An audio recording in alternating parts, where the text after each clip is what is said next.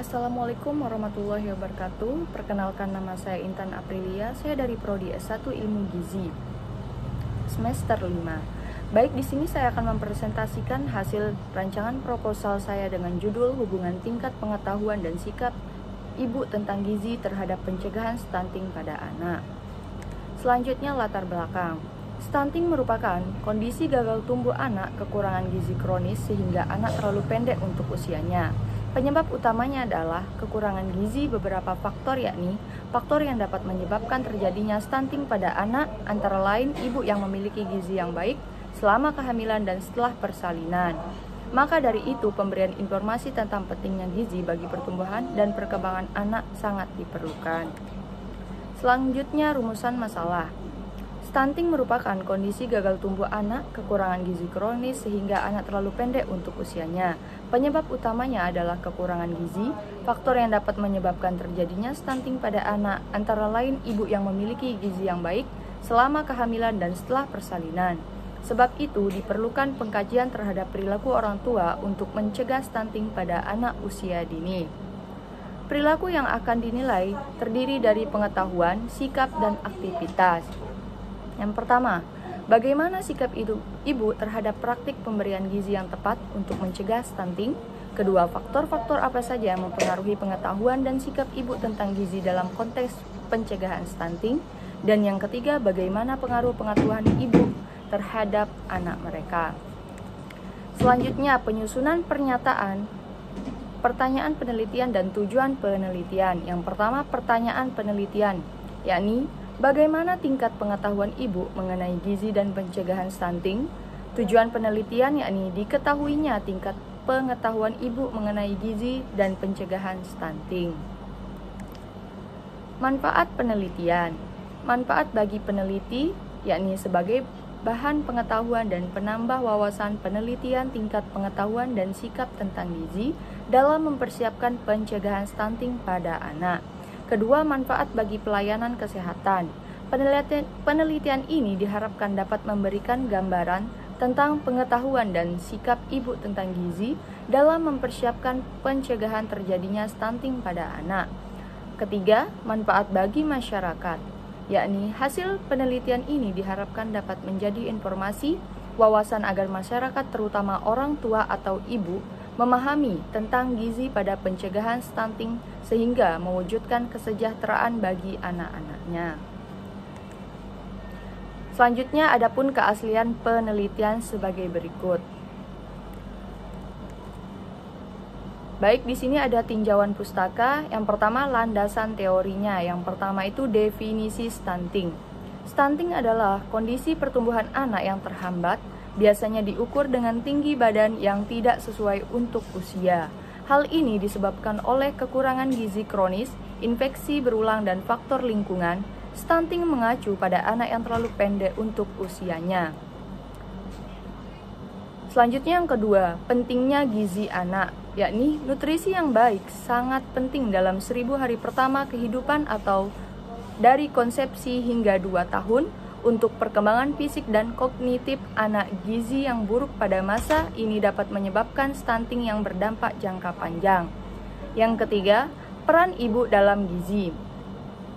Ibu sebagai pengasuh utama memiliki peran penting dalam memberikan makanan yang bergizi.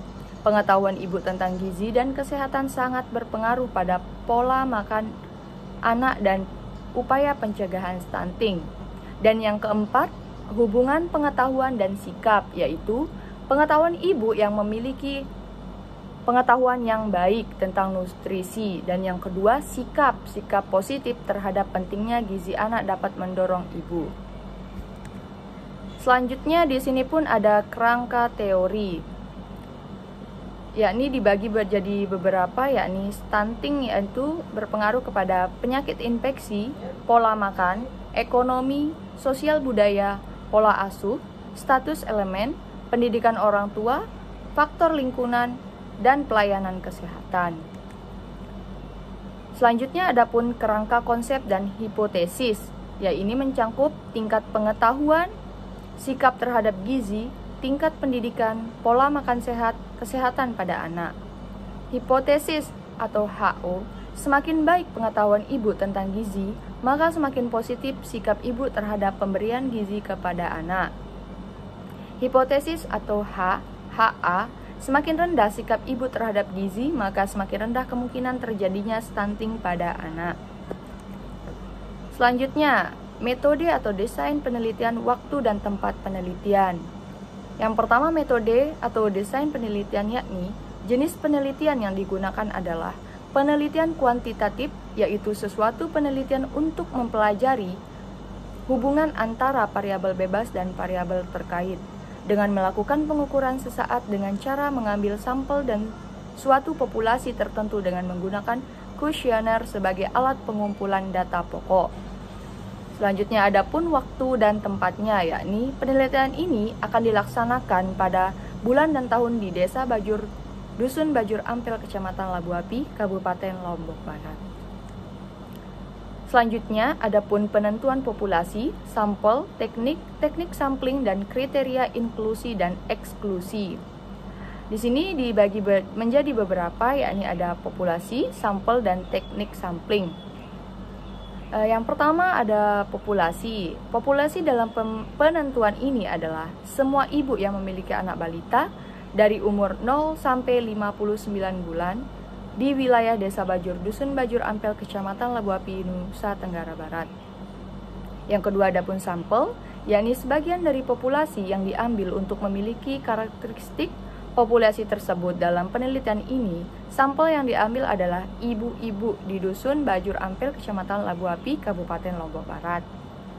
Dan yang terakhir, adapun teknik samplingnya, yakni teknik pengambilan data dilakukan dengan metode pengambilan sampel bertingkat stratified atau sampling berdasarkan karakteristik tertentu, seperti tingkat pendidikan atau daerah tempat tinggal, usia, dan penghasilan. Misalnya, yang pertama adapun berdasarkan dari tingkat pendidikannya, dan yang kedua berdasarkan dari daerah tempat tinggal, dan berdasarkan dari usia. Dan keempat, kriteria inklusi dan eksklusi, yakni kriteria inklusi sebagai berikut. Yang pertama, ibu yang memiliki anak balita berusia 0 sampai 59 bulan, dan yang kedua, ibu yang tinggal di wilayah penelitian. Dan yang ketiga, ibu yang memiliki akses atau pernah terlibat dalam kegiatan kesehatan anak. Dan yang kedua, ada kriteria eksklusi sebagai berikut. Yang pertama, ibu yang tidak memiliki anak balita dari umur 0 sampai 59 bulan. Dan yang kedua, ibu dengan kondisi medis atau gangguan psikologis yang menghalangi partisipasi dalam wawancara. Yang ketiga, ibu yang tidak bersedia berpartisipasi dalam penelitian. Selanjutnya di sini adapun definisi operasional dan aluran penelitian. Beberapa mencangkup, yakni ada tingkat pengetahuan ibu, sikap ibu tentang gizi, stunting pada anak. Selanjutnya pengumpulan data dan instrumen yang digunakan, yakni teknik pengamatan data yang meliputi ada survei kuesioner, yakni teknik ini digunakan untuk mengumpulkan data tentang tingkat pengetahuan dan sikap ibu mengenai gizi serta pemahaman mereka mengenai pengolahan stunting pada anak. Yang kedua, wawancara mendalam, yakni untuk mendapatkan pengalaman yang lebih komprehensif. Wawancara semi terstruktur dapat dilakukan dengan beberapa ibu yang bersedia berbagi pengalaman mereka mengenai pola asuh anak dan penerapan gizi yang mereka ketahui. Yang ketiga, observasi, yakni pengamatan langsung pada perilaku ibu dalam memberikan makanan kepada anak dan penerapan prinsip gizi yang benar dalam kehidupan sehari-hari. Selanjutnya, adapun instrumen yang digunakan, yang pertama ada kuesioner pengetahuan gizi, yakni kuesioner ini dirancang untuk menilai sejauh mana ibu mengetahui tentang prinsip dalam gizi. Yang kedua ada kuesioner sikap ibu terhadap gizi, yakni instrumen ini bertujuan untuk menggali sikap ibu terhadap pentingnya gizi dalam pencegahan stunting. Adapun daftar periksa atau checklist, dan yang terakhir ada panduan wawancara yang digunakan dalam wawancara mendalam untuk menggali informasi lebih lanjut. Adapun prosedur pengumpulan datanya, yakni ada 3, yang pertama persiapan, yang kedua pelaksanaan survei dan wawancara survei kuesioner, yang ketiga observasi. Selanjutnya adapun analisis data. Yang pertama, data kuantitatif yang diperoleh dari kuesioner akan dianalisis dengan menggunakan statistik deskriptif atau frekuensi presentasi untuk menggambarkan tingkat pengetahuan dan sikap terhadap gizi. Yang kedua, ada kuantitatif dari wawancara dan observasi akan dianalisis secara tematik untuk mengidentifikasi pola dan tema yang berkaitan dengan pencegahan stunting. Selanjutnya adapun validitas dan rehabilitas dan instrumen. Yang pertama ada validitas instrumen yang digunakan akan diuji dengan validitasnya melalui uji validitas ahli dan uji validitas isi untuk memastikan bahan pertanyaan yang digunakan benar-benar aspek yang dimaksud. Yang kedua adapun rehabilitas untuk memastikan konsistensi hasil instrumen ini akan diuji rehabilitasnya dengan menggunakan uji coba pada kelompok kecil ibu sebelum didata. Selanjutnya adapun penyusunan teknik analisis data. Yang pertama ada analisis univariat, yakni analisis data pada penelitian ini yaitu analisis univariat yang bertujuan untuk menjelaskan atau mendeskripsikan adalah pengetahuan dan sikap ibu dalam mempersiapkan pencegahan stunting pada anak yang ditampilkan dalam bentuk distribusi, frekuensi, dan persentase. Yang kedua, analisis bivariat, yakni untuk mengaju hubungan pengetahuan dan sikap ibu tentang gizi, mempersiapkan pencegahan stunting pada anak yaitu menggunakan uji chi-square dengan bantuan SPSS versi 22. Uji hipotesis bergantung pada terpenuhi atau tidaknya uji chi-square, yakni syarat uji chi-square adalah jumlah sel yang mempunyai nilai harapan kurang dari 5, yakni maksimal sebanyak 20% dari jumlah sel yang ada bila syarat uji chi-square tidak terpenuhi. Selanjutnya di sini pun ada penyusunan RAB atau RAP dan lini masa penelitian. Yang pertama ada rancangan anggaran biayanya. Selanjutnya dan di sini ada lini masa penelitiannya. Sekian dari presentasi saya, kurang lebihnya saya mohon maaf. Wassalamualaikum warahmatullahi wabarakatuh.